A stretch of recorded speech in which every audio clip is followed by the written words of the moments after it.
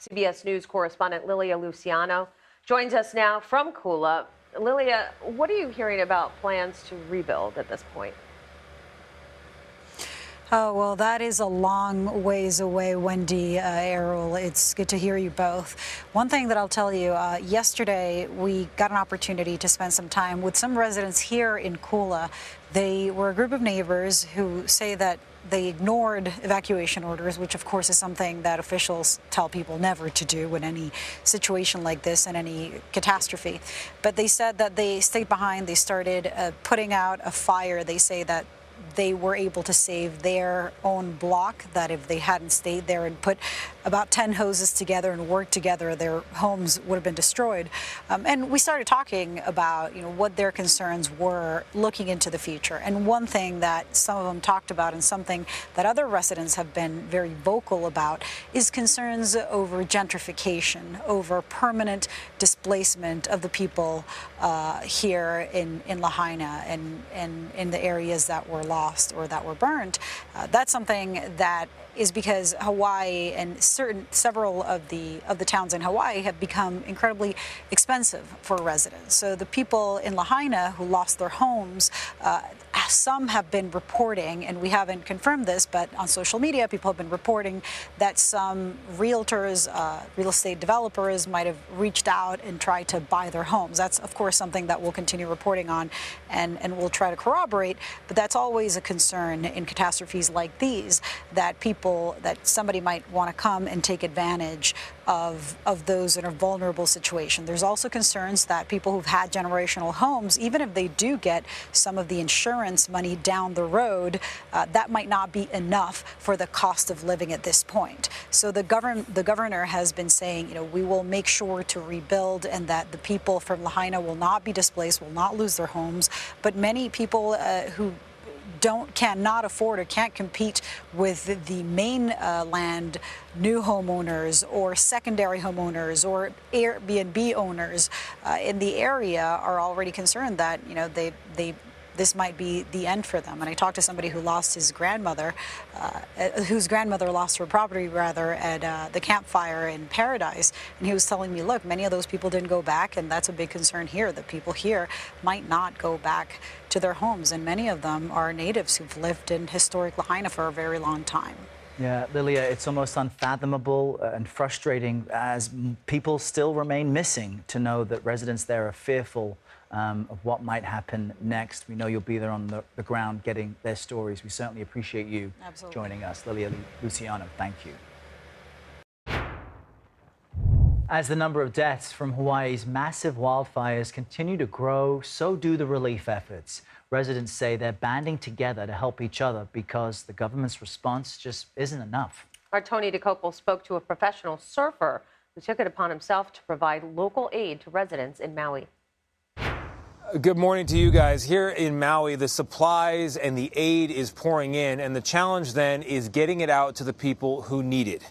Kai Lenny is a daring big wave professional surfer and a Maui native, and he's been leading one of the many citizen-run recovery efforts, an effort that he says is necessary because the government response, at least so far, has been inadequate. In fact, he says many people in the fire zone have not seen a government employee in days. At one moment, you're in beautiful Hawaii, and, it's just another great day. And then the next, this amazing tragedy occurs, and it's so violent. I don't know what to do. I haven't prepared for an entire town going up in flames. So what kind of needs were you hearing about in the days after the fire? For some of us, we were kind of sitting back waiting for help to arrive, and then nothing was sort of happening. We were just in shock. But what was that tipping point for you when you realized government is not going to be able to respond the way locals can? So when I started getting texts and messages from friends on the other side saying, hey, no one is here. Do you know anyone you can call? Can you help us? And it started off with really being boots on the ground. Okay, let's get the jet skis. Let's get the boats. Let's call friends who fly commercial aircraft and see if we can charter a plane. We just took it upon ourselves like, okay, we could probably do a full day to hold our friends and family over before the, caravan arrives with everything.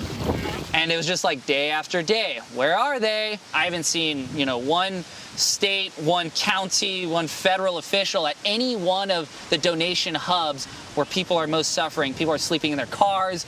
People are asking for specific items now. What does it look like if these places that are hard to get to for the public and you've been able to get to, the distribution centers, what are they like?